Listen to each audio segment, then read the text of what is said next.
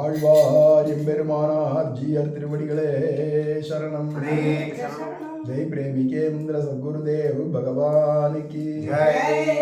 ராமானுஜா ராமானுஜா ராமானுஜா ராமானுஜா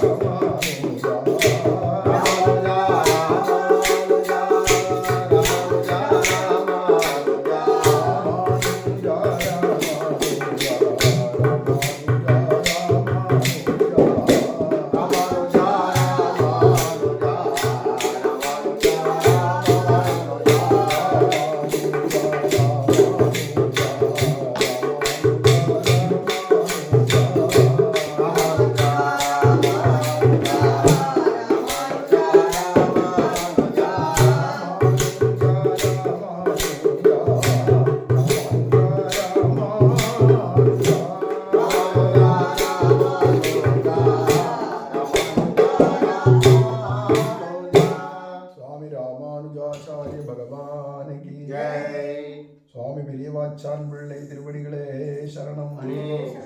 ஜெய் பிரேமிகேந்திர சத்குருதேவ் பகவான் கி ஜெய். ஸ்ரீசைலேச தயாபாத்திரம் தீபக்தியாதி குணார்ணவம் யதீந்திர பிரவணம் வந்தே ரம்யஜா மாதரம் முனிம். லக்ஷ்மீநாத சமாரம்பாம் நாதயாமுன மத்தியமாம் அஸ்மதாச்சாரிய பர்யந்தாம் வந்தே குரு பரம்பராம். வாழியதிராசன் வாழியதிராசன் வாழியதிராசன் என வாழ்த்துவார், வாழியன வாழ்த்துவார், வாழியன வாழ்த்துவார், தாளினையில் தாழ்த்துவார் விண்ணோர் தலை. ஸ்ரீமத் கிருஷ்ண சமாஹ்வாய நமோ யாமுன சூனவே யத்கடாட்சைகலக்ஷாணாம் சுலப ஸ்ரீதர சதா. கோலாகலதயா பாத்திரம் மாதுரி ரமணம் பிரபும் பக்த பிரியம் பிரேமிகேந்திரம் ரசிகாச்சாரியமாஸ்ரயே. மண்ணுயிர்கள் இங்கே மணவாள மாமுனிவன் பொன்னடியாம் சங்கமல போதுகளை உன்னிச்சிரத்தாலே தீண்டில் அமானவனும் நம்மை கரத்தாலே தீண்டல் கடன். ஆழ்வார் எம்பெருமானார் ஜீயர் திருவடிகளே சரணம். போன ஐதீகத்துல நம்ம கேட்டது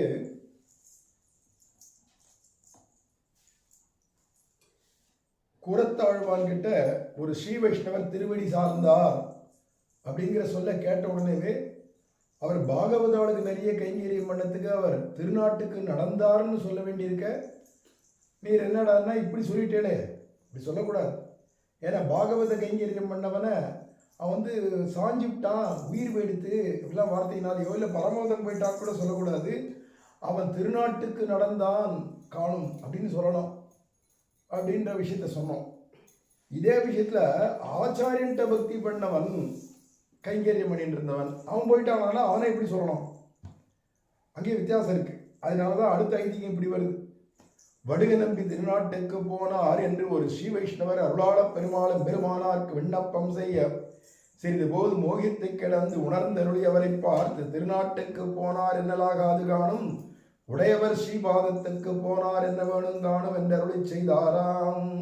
அப்ப ஆச்சாரிய பக்தியை பண்ணிட்டு இல்லை ஆச்சாரிய கைங்கரியம் பண்ணிட்டு இருந்தான் உயிர் போயிடுத்துனா அவன் எங்க போவானா ஆச்சாரியன் திருவடி அடைந்தார்னு. அவனுக்கு பாகவதாளுக்கு கைங்கரியம் பண்ணிட்டு இருந்தவன் எங்க போவானா வானவர் நாடுன்னு இருக்கக்கூடியதான திருநாட்டுக்கு நடந்தார்னு சொல்லணும். பொதுவா பெருமாள்கிட்ட மட்டும் பக்தி பண்ணிட்டு இருந்தவன் ஒரு கால் வைகுண்டம் போயிட்டான்னு வச்சுப்போம், அவனுக்கு தான் பரமபதம் போனான், ஸ்ரீ வைகுண்ட பதம் அடைந்தான் அப்படின்னு அவனுக்கு தான் போடணும்.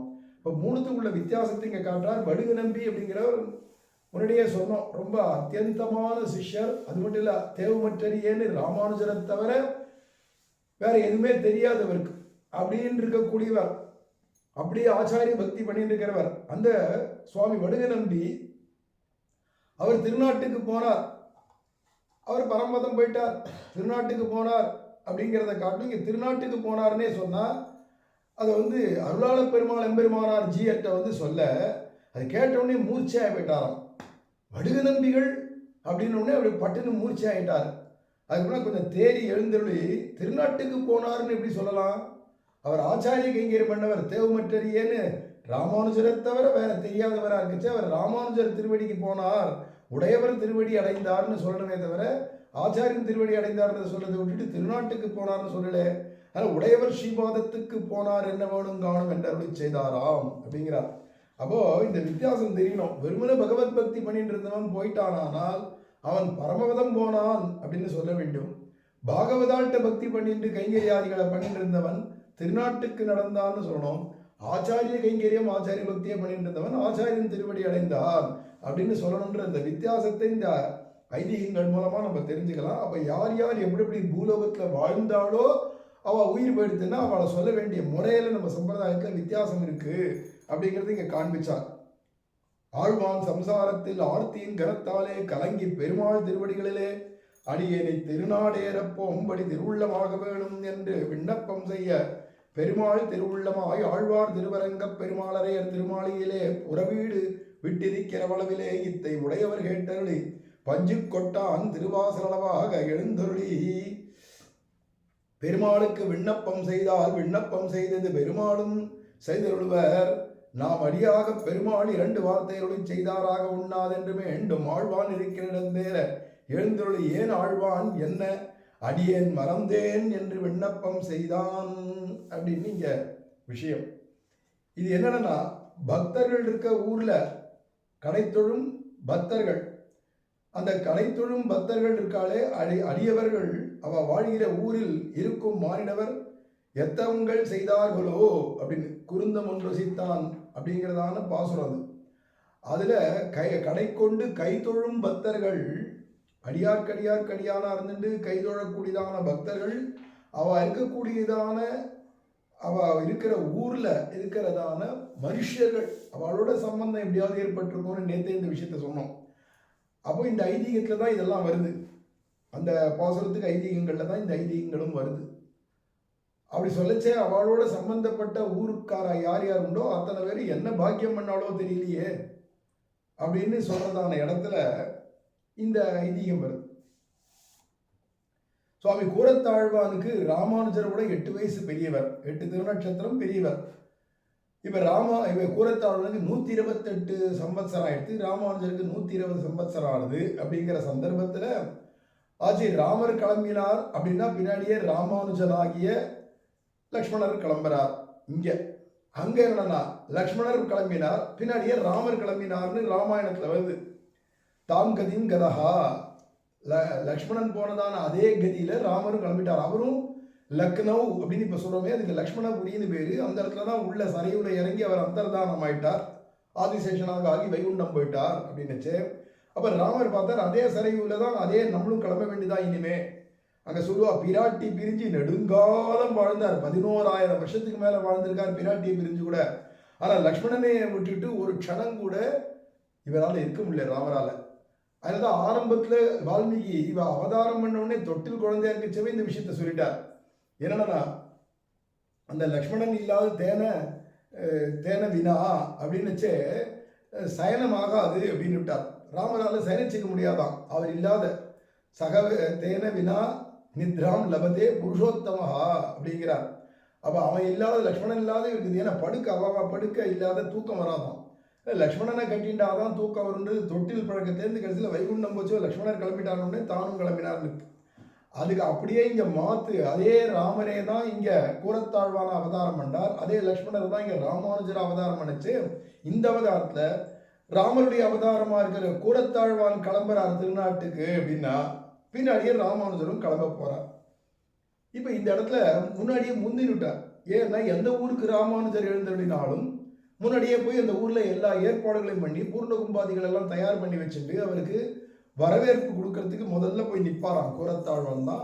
அப்படி இருக்கச்சே அவ பரமபதம் எழுந்தருள போறார், திருநாட்டுக்கு எழுந்தருள போறார் அப்படின்னோ இல்லை ஆச்சாரியன் திருவடி அடைய போறார் அப்படிங்கிறதையோ கேட்ட உடனே தெரிஞ்சின்ற உடனே ராமருடைய வம்சபூதரா இருக்கக்கூடிய கூரத்தாழ்வான் முன்னாடியே தான் கிளம்பணும்னு தோணி போயிடுத்து. ஏன்னா பரமபதத்தையே இவருக்கு சுவாகதம் சொல்லி வரவேற்கணும். பூர்ணகும்பம் பூர்ண பொற்குடம் பூரித்தது உயர்விண்ணில்னு சொல்லும்படியா அதுக்கு முன்னாடியே ஏற்பாடு பண்றதுக்கு கிளம்பணும்னு தோணி போயிடுது. போய் நம்பெருமாள்கிட்ட போய் விண்ணப்பிச்சுட்டார் கூரத்தாழ்வான். இன்னிலிருந்து 4வது நாள் நமக்கு மேல் வீடு தந்தோம் அப்படின்னு சொல்லிவிட்டார் நம்பெருமாளும். உடனே கிளம்பணுமானா அந்த 4வது நாள் என்ன நாள் என்ன மாதிரியான திதி இருக்கு, வாரம் இருக்கு, நட்சத்திரம் இருக்கு, என்ன யோகம் இருக்கு, என்ன கரணம் இருக்கு போன்றவைகளெல்லாம் பார்த்துட்டு பிரயாணப்படுறவா என்ன பண்ணுவான்னா, அன்னைக்கு நாள் சரியில்லைன்னு வச்சுப்போம், முன்னாடியே ஒரு நல்ல நாள் வந்ததுன்னா அதுக்கு பரகிரகம் போய் உட்காந்து தங்கிறது அப்படிங்கிறது ஒன்று இருக்கு. பரகிரகத்தில் போய் தங்கிறதுன்னு ஒன்று இருக்கு. பரஸ்தானம்னு பேர் இருக்கு. அப்படி பரஸ்தானமான பரகிரகத்தில் போய் தங்குவா. அதை மாதிரி இப்போ என்ன எழுதுறான்னா, இன்னிலிருந்து 4வது நாள் என்ன வருது எல்லாத்தையும் தெரிஞ்சின்றதான குரத்தாழ்வான் இன்னைக்கே நல்ல நாளாக இருக்கு, இன்னைக்கே போயிடுவோம் பரஸ்தானத்துக்கு போயிடுவோம்னு என்னமோ வைகுண்டன்றது அடுத்த ஊருக்கு பிரயாணம் பண்ணுறது மாதிரி நினச்சிட்டு இவன் என்ன பண்ணானா, அங்கே வேண்டியது என்ன தருதுன்னு போகிறதுக்கு இருக்கு, ஒரு கொடையோ ஒரு தடியோ கடைசிபட்சம் ஒரு செருப்போ இல்லை ஒரு மடி செஞ்சியான துணிமணி பையோ கொண்டு போய் பரஸ்தானத்தில் வச்சுட்டு வந்துடுவா இன்னைக்கே. அப்படிங்கிறதான் பரஸ்தானம் போகிறதுக்கு அர்த்தம். இவர் என்ன பண்ணார்னா, இவர் ஆத்மா தானே போக போகிறது, சரீரத்தை கூட இங்கே கிடாத்திட்டு தானே போக போகிறார். அப்படிங்கிறதுனால தான் மட்டும் முன்னாடியே போயிட்டாராம். 4 நாள் முன்னாடியே தான் மட்டும் கிளம்பி திருவரங்க பெருமாள் அரையருடைய திருமாளிகையில் போய் அங்கே 4 நாளைக்கு வாசம் பண்ணலாம், அங்கேருந்து அப்படியே பரமபதம் போகும்னு அங்கே கிளம்பி போயிட்டாராம். அந்த கிரகத்தில் அவருடைய திருமாளிகையில் போய் எழுந்தோடு இருக்கார். அப்படிங்கச்சு இதை கேள்விப்பட்டார் சுவாமி ராமானுஜர். உடனே இந்த விஷயத்துல பெருமாள்கிட்ட போய் நம்ம விண்ணப்பிச்சுட்டா பெருமாள் அதை மாத்திடுவாரா இல்லையா. கூரத்தாழ்வான் சொன்னார், உடனே சரிங்க ஏத்துட்ட பகவான், வைகுண்டந்தரேன்னு சொன்ன பகவான், நம்ம போய் விண்ணப்பிச்சுட்டா அதை மறுத்துடலாம் இல்லையா. அதனால எனக்கு இப்போ கூரத்தாழ்வனுக்கு வைகுண்டம் கொடுக்கூடாது அப்படின்னு நம்ம போய் விண்ணப்பிச்சுட்டா பெருமாளும் கொடுக்க மாட்டேன் அப்படின்னு தள்ளி போட்டுருவார். அப்படிங்கிறதாக திருவுள்ளம் பற்றிட்டு ராமானுஜர் பெருமாள்கிட்ட நம்பெருமாள்கிட்ட போகலாம்னு வந்தவர் அங்கே ஆரியபட்டாள் வாசல்னு சொல்கிறோமே, அதுக்கு தான் பஞ்சுக்கொட்டான் திருவாசல்னு பேர். இந்த பஞ்சுக்கொட்டான் திருவாசல் வரைக்கும் வந்துட்டாராம். ஆரியபட்டாள் வாசல் வரைக்கும் வந்து எழுந்துள்ளினவர் ராமானுஜர் பட்டுன்னு திரும்பிட்டாராம், நம்ம பெருமாள்கிட்ட போகலை. ஏண்டானா அவருக்கு ஒரு வார்த்தை சொல்லிட்டு நமக்கு ஒரு வார்த்தை பெருமாள் சொன்னார்னா, பெருமாளுக்கு 2 வார்த்தை உண்டு போல இருக்கே, அவருடைய சத்தியத்தை அவரே காப்பாற்றலன்னு நாளைக்கு கெட்ட பேர் நம்பெருமாளுக்கு வந்துடுமேன்னு தோணி, இது ஆழ்வான் திருவுள்ளம்னா அதுதான் நம்பெருமாள் திருவுள்ளம், இது 2ம் வைகுண்டத்திலேருந்தே இவா சங்கல்பம் பண்ணிட்டு தான் இறங்கியிருக்கா அப்படிங்கிறதுலாம் இவர் ராமானுஜருக்கும் தெரியுமா இருக்கிறதுனால அங்கே வரைக்கும் போனவர் பெருமாள்கிட்ட போனவங்கன்னா பெருமாளுக்கு ராமோ திருநாபிபாஷத்தேன்னு இருக்கச்சே அவரை 2 பேச்சு பேசும்படியாக அசத்தியம் பேசினவராக பண்ணிடக்கூடாது அப்படின்னு தோணி திரும்பிட்டாராம். அங்கேருந்து நேர அங்கேருந்து ஆழ்வான் இருக்கக்கூடிய இடத்துக்கு வந்துட்டார். திருவரங்க பெருமாள் அரையருடையதான திருமாளிகைக்கு வந்து, ஏன் ஆழ்வான் அப்படின்னு கேட்டுட்டே வரலாம். என்ன ஆழ்வான் இப்படி பெருமாள்கிட்ட போய் பிரார்த்தனை பண்ணிட்டு வந்துட்டீரே அப்படின்னு கேட்டுட்டே வரார். இவரோ உலகத்தில் இருக்கிற வாழ்க்கை போருமே அப்படிங்கிறது அற்றது பற்றனில் உற்றது வீடு அப்படிங்கச்சே, உடனே என்ன இப்படி போய் கேட்டுட்டீரேன்னா உடனே சொன்னார், ஆச்சாரியனை பிரிந்திருப்பாரார் அப்படிங்கிற விஷயத்தை நான் நினைச்சு பார்க்கல, அல்ல என்னை மன்னிக்கணும் அப்படிங்கிறாராம் கூரத்தாழ்வான். நான் அதை நினைச்சு பார்க்காத விட்டுட்டேனே, அடியன் மறந்தேன் என்று விண்ணப்பம் செய்தான். நான் மறந்துட்டேன், ஆச்சாரியனை விட்டு பிரிஞ்சு போற மாதிரி ஆயிடுமேங்கிறது நினைவுக்கு வராத, முன்னாடி போய் ஏற்பாடு பண்ணணுமேன்ற எண்ணத்துல நான் போய் விண்ணப்பிச்சுட்டேன், என்னால் அடியன் மறந்தேன், க்ஷமித்தருள வேணும் அப்படின்னு விண்ணப்பிச்சுட்டாராம். அப்போ அவனுக்கெல்லாம் என்னமோ அடுத்த ஊருக்கு போகிறது மாதிரி பரமபதம்ன்றது. மேலும் என்னடானா, அவ ஊர்ல இத்தனை பேரையும் விட்டுட்டு எப்படி போத்தோன்றதுங்கிறது முக்கியம் இல்லை, ஆச்சாரியனை விட்டுட்டு எப்படி போறது அப்படிங்கிற விஷயம் இங்க. இப்போ ஆச்சாரியனை விட்டுட்டு எப்படி தைரியமா இவரால் கிளம்ப முடிஞ்சதுன்னா, கைங்கரியம் அங்கேயும் இருக்கேங்கிறதுனால தான், ஆச்சாரிய கைங்கரியத்துக்காக தான் போறார். அப்படின்னாலும் என்ன ஆழ்வான் அப்படின்னு கேட்ட உடனே அடியன் மறந்தேன் அப்படின்னாலும் உடனே. இப்படியான ஐதீகங்கள் ரொம்ப ஆச்சரியமான விஷயம். அதுக்கு அடுத்தது எம்பாரர்கள் செய்கிறதான ஒரு ஐதீகம். இதே பெரியாழ்வார் திருமொழியில் 4ஆம் பத்தில் 4ஆம் பதிகத்தில் 9வது பாசுரம் இது. அந்த பாசுரத்துக்கு எம்பார் அருள் செய்யும் வார்த்தை ஈஸ்வரனுக்கு 3 ஆபத்து வந்தது கழிந்தது என்று அருள் செய்வர். அதாவது திரௌபதிக்கும் ஸ்ரீ கஜேந்திர ஆழ்வானுக்கும் ஸ்ரீ பிரகலாத ஆழ்வானுக்கும் உதவிச்சிலனாகில் சம்சாரிகள் ஈஸ்வர தத்துவம் இல்லை என்று எழுத்திடுவார்களே அப்படிங்கிறார். நம்பனை நரசிங்கனை நவின்றேத்துவார்கள் உழக்கிய பாத தூளி படுதலால் இவ்வுலகம் பாக்கியம் செய்ததுவே அப்படிங்கிற பாசுரம். இந்த இடத்துல இங்க நம்பனை நரசிங்கனை அப்படிங்கிறதுக்கு வியாக்கியானம் நினைச்சே இந்த விஷயம் எம்பார் சொல்லுவாரா இந்த இடத்துல. நம்பனைன்னா நம்ப தகுந்தவன் அர்த்தம். நம்பலாம், விஸ்வசிக்கத்தக்கவன், அவன் ஒருத்தர் தான் நம்பலாம், மற்ற யாரையும் நம்ப முடியாது அப்படிங்கச்சே நரசிம்ம பெருமாளை நம்பனை நம்பத்தகுந்தவன் நரசிம்மன் அப்படின்னு சொல்றார் இல்லையா. இந்த இடத்துக்கு எம்பா சொல்றாராம், பெருமாளுக்கு 3 ஆபத்து வந்துருத்து, 3 தப்பிச்சுட்டார் பெருமாள், தாண்டி குதிச்சு விட்டார் ஆபத்துல இருந்து அப்படின்னார். என்னடா 3 ஆபத்துனா, ஒன்னு திரௌபதி விஷயத்துல, ஒன்னு ஸ்ரீ கஜேந்திர ஆழ்வான் விஷயத்துல, ஒன்னு ஸ்ரீ பிரகலாத ஆழ்வான் விஷயத்துல அப்படிங்கிறாங்க. என்னடானா, ஒரு கால் திரௌபதி கூப்பிட்ட போது அந்த க்ஷணம் உதவிட்டிலனாகில், அந்த க்ஷணம் அவளுக்கு புடவை கொடுத்த ஆபத்துல இருந்து காப்பாத்தலையானா பெருமாளே ஈஸ்வரனே ஒருத்தர் உண்டா இல்லையா? இவ்வளவு கதறி சரணாகதி பண்ணியும் கூட ஈஸ்வர தத்துவம்னு ஒன்று இருந்தா வந்து காப்பாத்திருக்கணுமே அப்படின்னு ஈஸ்வர தத்துவமே இல்லைன்னு எழுதி பிரச்சாரம் பண்ணிடுவா. அதனால பெருமாள் அந்த வந்த ஆபத்துல இருந்து காப்பாத்தினுட்டார். ஸ்ரீ பிரகலாத ஆழ்வான் ஆதி மூலமேன்னு கூப்பிடுச்சே, அல்லது நாராயணாவோ மணிவண்ணான்னு கூப்பிடுச்சேவோ ஸ்ரீ கஜேந்திர ஆழ்வான், அப்போ யார் வந்தான்னா அப்போ எம்பெருமான் ஹரிராவிராசீது அப்படின்னு பாகவத புராணம்லாம் சொல்றது போல, அங்க சது நாகவர ஸ்ரீமானு அப்படின்னு விஷ்ணு புராணத்துல சொல்றது போல அப்படி கூப்பிட்ட உடனே ஓடி வந்து காப்பாத்தினானா இல்லையா? சக்கரத்தால நக்கரமான முதலிய அறுத்து கடைசியில் கஜேந்திர ஆழ்வானுக்கு பரமபதத்துக்கு கையோட கூடவே திருநாட்டுக்கு அழைச்சிட்டு போனார் இல்லையா? ஆக அந்த விஷயம் அப்ப அன்னைக்கு வந்து உதவி செல்லனாகில், அன்னைக்கு வந்து உதவி பண்ணலையானால், கூட்ட போது உடனே வந்து ஆபத் சகத்துவத்தை காட்டலியானால், ஆபத் பந்து நான் தான் காட்டலியானால், பக்தவத்சலன்றதை காட்டலியானால், அவ ஈஸ்வர தத்துவம் அதாவது கடவுள் ஒன்று உண்டு அப்படிங்கிறதே கிடையாது, எல்லாம் பொய் அப்படின்னு எழுதி வச்சிருப்பா. எல்லாரும் வந்து காப்பாத்தினதால 2வது ஆபத்து தாண்டி குதிச்சதை சொன்னார். 3வது ஸ்ரீ பிரகலாத ஆழ்வான் விஷயத்துல எங்குமுடன் கண்ணன்னு சொன்ன போது இங்கு இல்லையால் அப்படின்னு கேட்டான் இரணியன், இந்த தூண்ல இருக்கானாடா அப்படின்னு கேட்கச்சே, இங்க இல்லையால் அப்படின்னா அவன் வந்து இருக்கானான்னு கேட்டுட்டா கூட அஸ்திங்கிற வார்த்தை அதுல இருந்து வந்துருமா, இருக்குங்கிற வார்த்தை வந்துருமா, துவனிக்குமா. அதெல்லாம் அவன் பூர்ண நாஸ்திகனா இருக்கிறதுனால இங்கு இல்லையால் அப்படின்னு கேட்கிறான். அப்போ உடனே அங்க அப்பொழுதே அவன்பிய தோன்றியன்னு அந்த க்ஷணத்துல அந்த தூண்லேருந்தே தக்ஷணம் தோன்றி இரண்யனை சம்ஹாரம் பண்ணி பிரகலாத ஆழ்வானுக்கு உதவி பண்ணான், கிருப பண்ணினான்றதுனால அந்த ஆபத்து ஒரு கால் நீங்க தட்டின உடனே அளந்திட்ட தூணை அவன் தட்டணிச்ச உடனே வாழுவீர் சிங்க உருவாய் பகவான் வரலன்னு வச்சுக்கோம், ஈஸ்வர தத்துவமே இல்லை அப்படின்னு முடிவு கட்டிட்டு இருப்பா ஜனங்கள்லாம், லோகாயுதங்கள்லாம். சம்சாரிகள் ஈஸ்வர தத்துவம் இல்லை என்று எழுத்திடுவார்களே, எழுதி கையெழுத்த போட்டு உலகம் பூரா பிரச்சாரம் பண்ணி விட்டுருவா.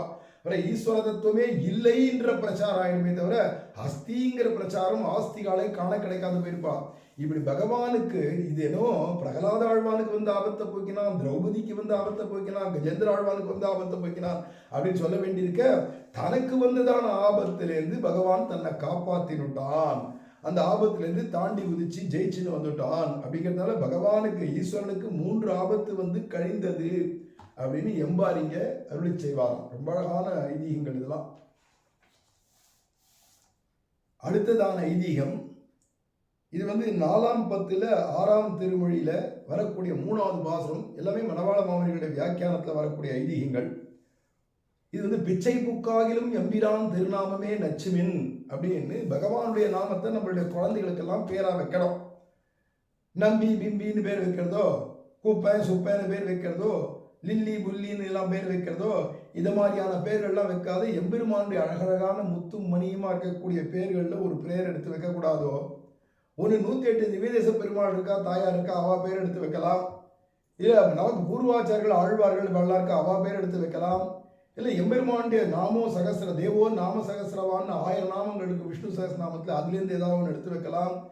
இல்லை விராட்டியுடையதான லக்ஷ்மி சகசிரநாமம் இருக்குது, லக்ஷ்மி அஷ்டோத்திர சதநாமாவளி இருக்குது, அதுலேருந்து ஒன்று எடுத்து வைக்கலாம் பெண் குழந்தைகளுக்கு. இப்படி இல்லாத எதோ பேரெல்லாம் வைக்கிறாளே, நீ பிச்சை எடுத்து சாப்பிட்டாலும் எம்பெருமானுடைய திருநாமத்தை பிள்ளைகளுக்கு வச்சு கூப்பிடுறா அப்படின்னு சொல்லி பெரியாழ்வார் உபதேசம் பண்ணுறார். அது இங்கே வியாக்கியானத்தில் வரக்கூடிய ஒரு ஐதீகம். ஒரு பிராமணன் தன் பிள்ளையை பெயரிடுகிற சமயத்திலே ஐஸ்வர்யம் தரவல்லான் ஒருவன் பெயரிட வேண்டும் என்ன வைஸ்ரவணன் பெயரை இடு என்ற அளவிலே ஐலிபிடி என்று இட்டு அழைத்து ஜீவிப்பதில் நாராயணன் என்கிற திருநாமத்தை சார்த்தி பிக்ஷை புக்கு ஜீவிக்க அமையும் என்றான் என்று ஆச்சான் பிள்ளை அருளி செய்ததாக பிள்ளை அருளி செய்வர். இங்க ஆச்சான் பிள்ளை அப்படிங்கிறது 400 ஆச்சான் பிள்ளை, 400 பிள்ளை 400 ஆச்சான் பிள்ளை. இவா 2 பேருமே நம்ம குரு பரம்பரையில் ஈடு வியாக்கியானத்துக்கு பிரவர்த்தகாச்சாரியர்களாக இருந்திருக்கா. அப்போ அந்த ஈடு பிரவர்த்தகாச்சாரிய திருவாய்மொழிக்கு 36,000 படி தான் ஈடு வியாக்கியானம். அந்த ஈடு வியாக்கியானம் எப்படி மணவாள மாமன்களுக்கு கிடைச்சது அப்படிங்கிறதுக்கு ஒரு ஆச்சாரிய பரம்பரையை சொல்லிட்டு வரார். அங்கே வடக்கு திருவீதி பிள்ளை அவர் தான் அதை எழுதி வச்சார். நம்பிள்ளை தன்னருளால் ஏவியிட அப்படிங்கிறது போல நம்பிள்ளை சொன்னதான வாக்கியத்தெல்லாம் ஏடுபடுத்தி வச்சவர் சுவாமி வடக்கு திருவீதி பிள்ளை. அவருடையதான அவர் நேரடியாக வாங்கி ஈயுண்ணி மாதவர் கொடுத்தார். அவர் தன்னுடைய மகன் மாதவன் அப்படிங்கிறதான மாதவாச்சாரியர்கிட்ட கொடுத்தார். அவர் நாலூர் பிள்ளைகிட்ட கொடுத்தார். நாலூர் பிள்ளை நாலூர் ஆச்சான் பிள்ளைகிட்ட கொடுத்தார். அதுக்கப்புறம் திருவாய்மொழி பிள்ளைக்கு வந்து திருவாய்மொழி பிள்ளைகிட்ட வந்து சுவாமி மணவாள மாமன்களுக்கு வந்ததுன்னு உபதேச ரத்னமாலையில் இந்த கிரமத்தை சொல்றார். அதில் இதில் நாலூர் ஆச்சான் பிள்ளை சொல்லுவார் அல்லது நாலூர் பிள்ளை சொல்லுவார்னு 2 வித ஐதீகங்களும் இங்கே இருக்கு இந்த விஷயத்துக்கு. அதில் நாலூர் ஆச்சான் பிள்ளை, அதாவது இங்கே வந்து என்ன சொல்றாருன்னா, ஆச்சான் பிள்ளை அருளி செய்ததாக பிள்ளை அருளி செய்வார் அப்படின்னா என்ன அர்த்தம்னா, நாலூர் ஆச்சான் பிள்ளை இந்த இடத்துக்கு இப்படி ஒரு ஐதீகம் சொல்லுவார்னு திருவாய்மொழி பிள்ளை சொல்வாராம். அதை மணவாள மாமனிகள் இங்கே ஏடுபடுத்துறார். அதில் ஒரு பிராமணன் தன்னுடைய பிள்ளைக்கு எப்படி பேர் வைக்கணும் அப்படின்னு ஆசைப்பட்டான்னா, நல்ல செல்வம் குழிக்கக்கூடியதான ஒரு பேரா ஏதாவது ஒன்று சொல்லுங்களேன், அந்த மாதிரி பேர் வைக்கலாம்னா. செல்வத்துக்கு அதிபதியாக ஜனங்கள் நினைச்சிருக்கிறது வைஸ்ரவணனா இருக்கக்கூடிய குபேரன். அந்த குபேரனுக்கு இன்னொரு பேர் வைஸ்ரவணன் பேரு. குபேராய வைஸ்ரவணாய மகாராஜாய நம அப்படின்னு வேத வாக்கியம் இருக்கிறதுனால குபேரனுக்கு வைஸ்ரவணன் ஒரு பேரு. விஸ்வவசுடைய புத்திரனா இருக்கிறதுனால அவனுடையதான விஷயமாக ஒரு பேர் வை. குபேரன் பேர் வச்சானா உன் புள்ள உன் குடும்பம் எல்லாம் செல்வ செழிப்போடு இருக்கும் அப்படின்ன உடனே இதை கேட்ட உடனேவே அப்படியா அப்படின்னு கேட்டுட்டு அமரகோசத்தில் போய் டிக்ஷனரின்னு சொல்கிறோமே, அந்த அமரகோசத்தில் இருக்கிற பேரெல்லாம் வைஷ்ணவனுக்கு என்னென்ன பேர் இருக்கு அப்படின்னு எடுத்து பார்த்து பார்த்து பார்த்து கடைசியில் ஒரு வழியாக அவன் கண்டுபிடிச்சது என்னடனா ஐலபிலஹா அப்படின்னு அவனுடையதான புத்திரனுக்கு பேர். அந்த புத்திரனுக்கு இளபிலா அப்படிங்கிறது குபேரனுடைய மனைவிக்கு பேர். அந்த இளபிலாவுடையதான பிள்ளையா இருக்கிறதுனால ஐலபிலஹா அப்படின்னு பேரு அவனுடைய குமாரனுக்கு. அதில் வைஷ்ணவனுடைய குமாரன் பேர் ஐலபிலஹா அல்லது ஐலபிலி அப்படின்னு நம்ம தமிழில் பேர் வச்சா. அதில் ஐலபிலி அப்படின்னு பேர் வச்சானா ஐலிபிலி அப்படிங்கிற பேரை வச்சு இப்படி பேரை வைக்கலாம் அப்படின்னு உடனே அந்த ஸ்ரீ வைஷ்ணவர் சொன்னாராம், ஐயோ இப்படி ஒரு பேரை வைக்கிறத நாராயணன்னு பேர் வச்சுட்டு ஐஸ்வர்யமே இல்லாததான ஒரு ஏழை பிராமணனா நீ வாழ்ந்தா கூட பரவாயில்ல, பிச்சை எடுத்து ஜீவிச்சாலும் பரவாயில்ல. ஏன்னா சுதாமாலாம் அப்படி இல்லையான்னா, குச்சேலர்லாம் அப்படி இல்லையான்னா, பகவான் வாழ வைக்கலையான்னா கடைசியில் அதில் பிச்சை புக்காகிலும் எம்பிரான் திருநாமமே நச்சுமனுக்கு இப்படி ஒரு ஐதீகம் சொல்லார். நீ ஏன் ஐலிபிலின்ற பேர்லாம் வைக்கிற, அதை கால அழகான நாராயணன்னு பேர் வச்சு கூட்டு இருந்தியானா ஒரு கால் பிச்சை புக்கு ஜீவிக்க அமையும். பிச்சை எடுத்துட்டாவது நீ ஜீவிக்கலாம், குடும்பத்தை நடத்தலாம். ஆனால் இந்த மாதிரி பேரை வைக்கிறத நாராயணன் பேர் வைக்கக்கூடாதோ அப்படின்னு சொன்னாராம் ஒரு ஸ்ரீ வைஷ்ணவர் இந்த பிராமணர்கிட்ட. அந்த ஐதீகத்தை இங்கே எடுத்து கொடுக்குறார் சுவாமி ஆச்சான் பிள்ளை அப்படிங்கிறதான திருநாராயணபுரத்தில் இருந்ததான ஒரு ஆச்சாரியர். அவர் சொல்லுவார்னு திருவாய்மொழி பிள்ளை சொல்றார் அப்படின்னு, நாலூர் ஆச்சான் பிள்ளை சொல்லுவார்னு அதை வந்து எடுத்து திருவாய்மொழி பிள்ளை சொல்லுவார்னு மணவாள மாமன்கள் இந்த ஐதீகத்தை காட்டுறார். இதுக்கு அடுத்தது 4ஆம் பத்தில் 7ஆம் திருமொழியில் 1வது பாசுரம். அதுக்கு திருவாய்மொழி பிள்ளையுடைய வியாக்கியானம் இந்த இடத்துக்கு, இந்த பாசுரத்துக்கு தான். அதில் வந்து கங்கை கங்கை என்ற வாசகத்தாலே கடுவினை கலைந்திலகிற்கும் கங்கையின் கருமையில் கைத்தொடன் என்ற கண்டம் என்னும் கடிநகரே அப்படிங்கிறதுல கங்கையினுடைய நாம மகாத்மியத்தை சொல்றாருங்க. ஏன்னா சாஸ்திரத்திலையும் கங்கா கங்கேதி யோ ப்ரூயாத் யோஜனானாம் சதைரபி முச்சதே சர்வ பாபேபியோ விஷ்ணு லோகம் சகச்சத்தின்னு இருக்கிறதுனால கங்கை கங்கைன்னு நீ எந்த உலகத்தில் உட்காந்து சொன்னாலும் அப்போ அந்த சொல்லிண்டே நீ தீர்த்தமானியானா அதுவே போரும், சர்வ பாபங்களையும் போக்கி விடும்னு பெரியாழ்வார் சொல்றார். சாஸ்திரத்துலேயும் இருக்கு. அந்த இடத்துக்கு விளக்கம் கொடுத்துன்னு வரைச்சே அவர் சொன்னார், வடுக நம்பி உடையவர் தீர்த்தத்தாலே கீழ் நாட்டில் க்ஷாமம் தீர்த்த வார்த்தையை இவ்விடத்தே ஸ்மரிப்பது அப்படிங்கிறார். எல்லாத்துலேயுமே தர்ம சூக்ஷ்மத்தை பார்த்துன்னு போயிடுவா. உத்தமோத்தமமான தர்மம் இது அப்படின்னு பார்த்துட்டு போயிடுவா. சாரதமமா பார்க்கறதா ஸ்ரீ வைஷ்ணவாளுடைய அது பூர்வாச்சாரிகளுடையதான இயல்பா இருந்திருக்கு சுபாவமா. அதுல என்னடானா ஒரு சந்தர்ப்பம் மேல்நாடுன்னு சொல்லக்கூடியதான நம்ம கர்நாடக பிரதேசத்துல எங்கே பார்த்தாலும் துர்பிக்ஷம் வந்துடுத்து, மழையே இல்லாத போயிடுத்து, க்ஷாம காலம் வறட்சி ஏற்பட்டு பாலைவனம் மாதிரி. மழை இல்லாதனால நதி பெருக்கெடுத்து ஓடலை, காவேரியோ மற்ற காட்டாறுகளோ எதுவுமே பெருக்கெடுத்து ஓடலை. எல்லா ஜலாதிசயங்களும் ஜலங்கள்லாம் வற்றி போயிடுத்து. இனிமே ஓங்கு பெருஞ்சென்னல்கள்லாம் கவரி வீசத்துக்கு வாய்ப்பு இல்லாத போயிடுத்து. அதனாலேயே எல்லாருக்கும் செல்வங்கள் குறைஞ்சு போயிடுத்து, தானியங்கள் கிடைக்காதனால ரொம்ப க்ஷாம காலம் வறட்சி. அப்படிங்கச்ச என்ன பண்ணார்னா, இங்கே வந்து ஸ்ரீரங்கத்தில் வந்து ராமானுஜருக்கு பாத பூஜை பண்ணதான ஸ்ரீபாத தீர்த்தத்தை கொண்டு போய் அந்த தேசத்தில் கொண்டு போய் இப்படி தெளிச்சார். சோறு மழை கொட்டி எங்கே பார்த்தாலும் ஜலங்கள்லாம் பிரவாகமாக ஓட ஆரம்பிச்சிருது. நதிகளில் தடாகங்கள்லாம் ரொம்ப வழிஞ்சுடுத்து. அப்படிங்கிறத பார்த்தோடனே கங்கை வரைக்கும் எதுக்கடா ஸ்மரணம் பண்ணோம், ஆச்சாரியுடைய ஸ்ரீபாத தீர்த்தமே போறண்டா, சர்வார்த்த சாதகம்னு எல்லாத்தையும் சாதிச்சு கொடுக்குமே அப்படிங்கிறத பிரத்யட்சத்தில் நிரூபணம் பண்ணி காண்பிச்சுட்டார். ஏன்னா ஆச்சாரிய பக்தியில ஆச்சாரியனுடையதான பாத தீர்த்தத்தில் அவ்வளோ விசுவாசம், பாத தூளியில் அவ்வளோ விசுவாசம், ஆச்சாரியனுடைய திருவடி பலத்தினால நடக்காததே உலகத்தில் கிடையாது. அப்படிங்கிற ஒரு பெரிய அவருக்கு விசுவாசம் இருந்திருக்கு. ஏன்னா வடுக நம்பி உடையவர் தீர்த்தத்தாலே கீழ் நாட்டில் க்ஷாமம் தீர்த்த வார்த்தையை இவ்விடத்தை ஸ்மரிப்பிப்பது அப்படிங்கிறார், ஸ்மரிப்பதுங்கிறார்.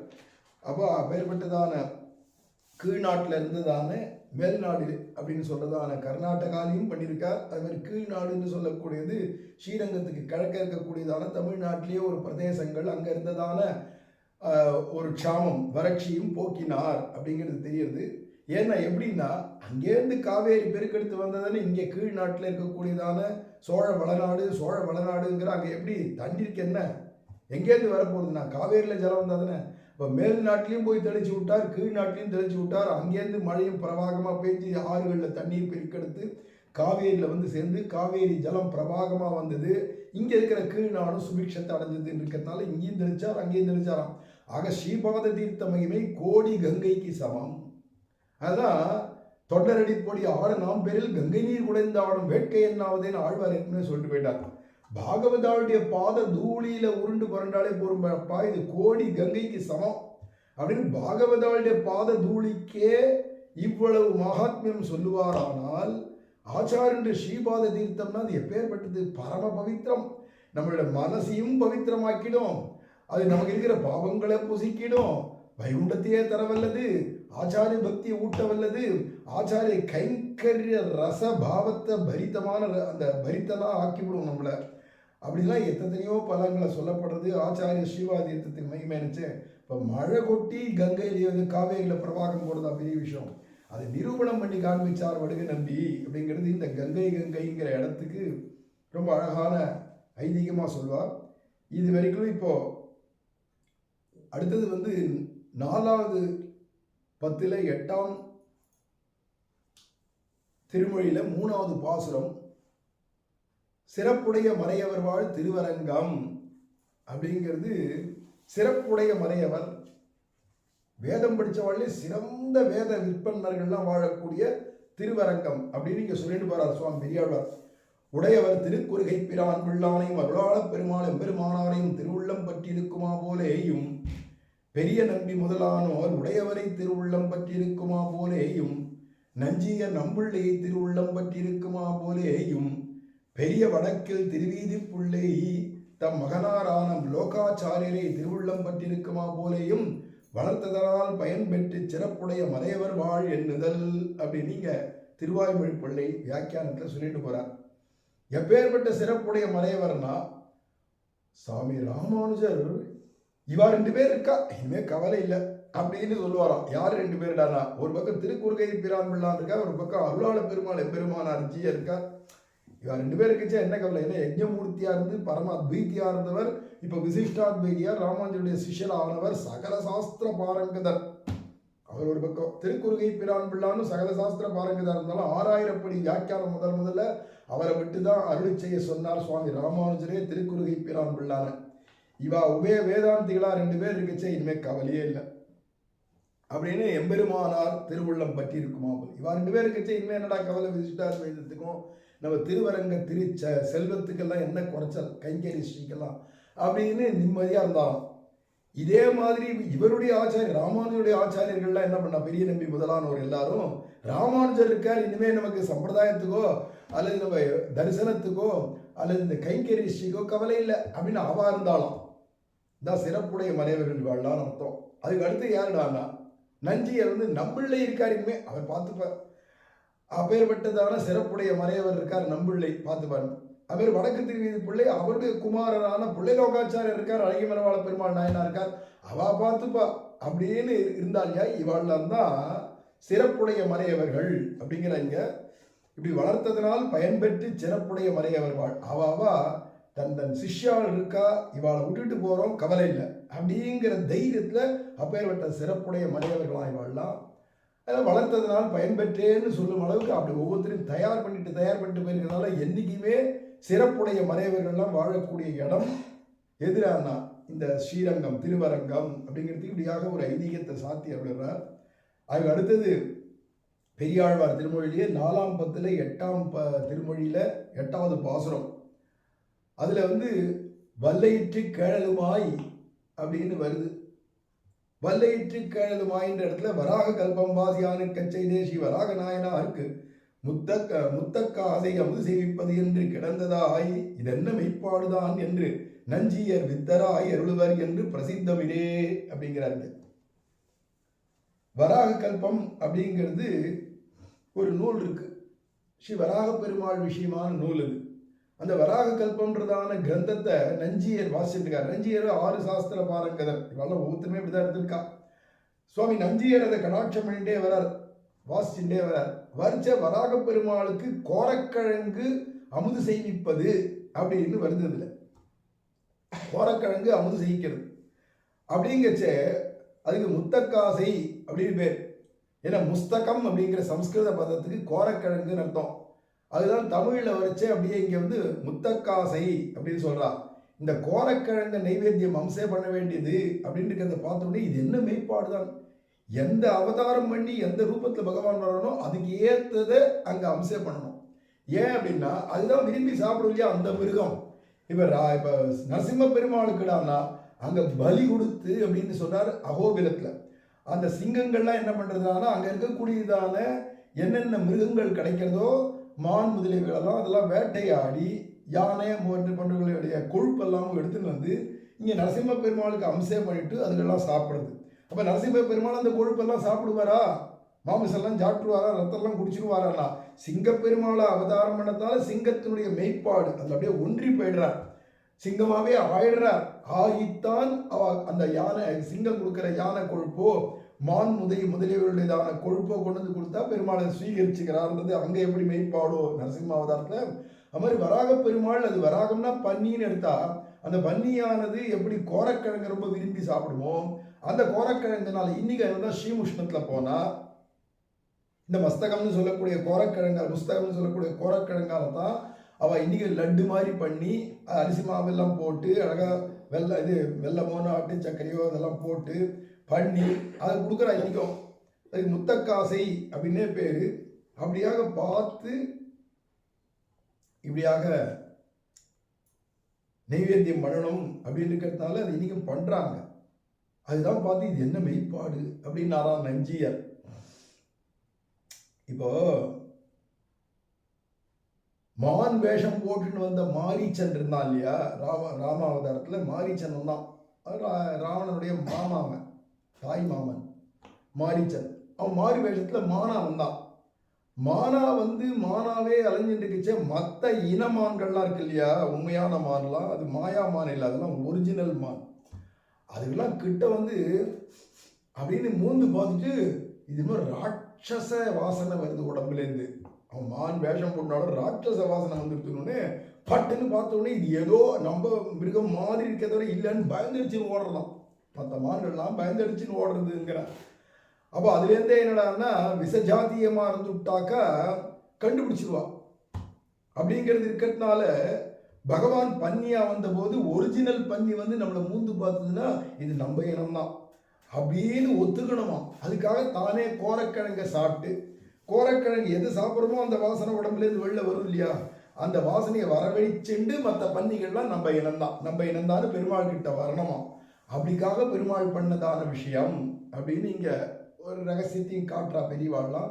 அப்பேற்பட்டதான வராக கல்பம் வாசியா நிற்க செய்தே ஸ்ரீ வராக நாயனாருக்கு முத்தக்காசை அமுது செய்விப்பது என்று கிடந்ததாய் இத்தென்ன மெய்ப்பாடுதான். இப்படி பகவான் அந்தந்த அவதாரத்தை எந்தெந்த ரூபத்தை எடுத்துன்னு வரானோ, அது மிருக ரூபமாக வந்தாலோ, பட்சி ரூபமாக வந்தாலோ, ஒரு மரமாக ரூபத்தில் வந்தாலோ, மனுஷ ரூபத்தில் வந்தாலோ, அதுக்கு ஏற்ற மாதிரி, இல்லை சத்திரியனா வந்தாலோ, வைசியனா வந்தாலோ, பிராமணனா வந்தாலோ, ஏன்னா வாமனாவதாரத்தில் பிராமணனா வந்தாலும் உடனே போய் 7 வயசு ஆகிற வரைக்கும் காத்திருந்து போய் உபநயன சம்ஸ்காரம் ஆகி அப்புறமா சாஸ்திரங்கள்லாம் படிச்சுட்டு அப்புறமா செய்ய வேண்டியதான விரதங்களுக்கெல்லாம் சமாவர்த்தனம் பண்ணிட்டு அதுக்கப்புறமா தான் தானம் வாங்கிறதுக்கு கிளம்புறா அப்படிங்கிற அதுல இருக்கிற மெய்ப்பாடு. பிராமணனா பிறந்தா, க்ஷத்ரியனா இருந்தானா தான் ராஜாதி ராஜ பிரபுவாக, கோதண்ட ராமனாக, தசரதாத்மஜனாக, அங்க அயோத்தியாதிபதியாக எப்படி இருந்து அரசாட்சி பண்ணுமோ அப்படிலாம். யாதவனா பிறந்தாச்சுன்னா யாதவனாகவே, அதுல இடையனா போயிட்டானா இடையனாகவே அப்படிங்கிறதெல்லாம் அது இதில் அவதாரத்தில் பகவான் ஒன்றி போயிடுறான்றதை காட்டுறது மாதிரி இங்கே வராக கல்பத்தில் வாசிக்கச்சு சுவாமி நஞ்சியருக்கு ஏற்பட்டதான ஒரு ஆச்சரியமான அனுபவம். இப்படி கூட பகவான் ஆயிடுவானா? எப்போ சகலேதர விலக்ஷணான்னு சொல்லிச்சு, எல்லாத்துக்கும் விசஜாத்தியமானவன் பரமாத்மா, இவாள்லாம் ஜீவாத்மா, இதெல்லாம் ஜடம், இதுகளுக்கெல்லாம் ஜீவனுக்கும் ஜடத்தும் விலட்சணமானவன் அல்லது இதுகளுக்கெல்லாம் விசஜாத்தியமானவன் அப்படின்னு இருந்தும் கூட ஆனால் அதது அவதாரம் அணிச்ச மெய்ப்பாடோட அதில் ஒன்றி போகிற ஒரு அழகு இருக்கே அப்படின்னு பார்த்து வியந்து போனார் அப்படிங்கிற ஐதீகங்கள். இந்த ஐதீகங்கள்லாம் கேட்கச்சே தான் ஆச்சரியமாக இருக்குது. பெருமாளுடையதான விஷயங்களும் சரி, பூர்வாச்சாரங்கள்லாம் எப்படி அதில் ஒன்றினார்கள், ஈடுபட்டார்கள் அப்படிங்கிறது தெரிய வருது. மேலே ஐதீகத்தை அடுத்தது அனுபவிக்கலாம். சுவாமி ராமானுஜாச்சாரிய பகவானுக்கு ராமானுஜா ராமானுஜா ராமானுஜா ராமானுஜா.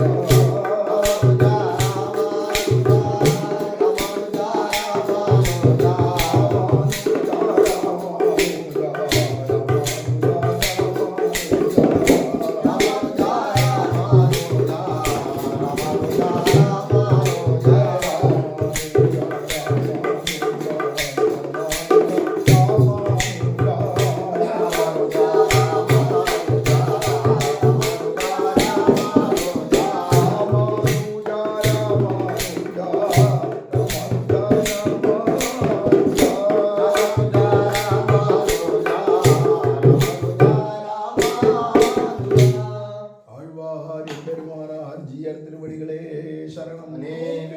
ஜெய பிரேமிகேந்திர சத்குருதேவ் பகவான் கி ஜெய். ஸ்ரீமதே ராமானுஜாய நமः. ஸ்ரீமதே ராமானுஜாய நமः.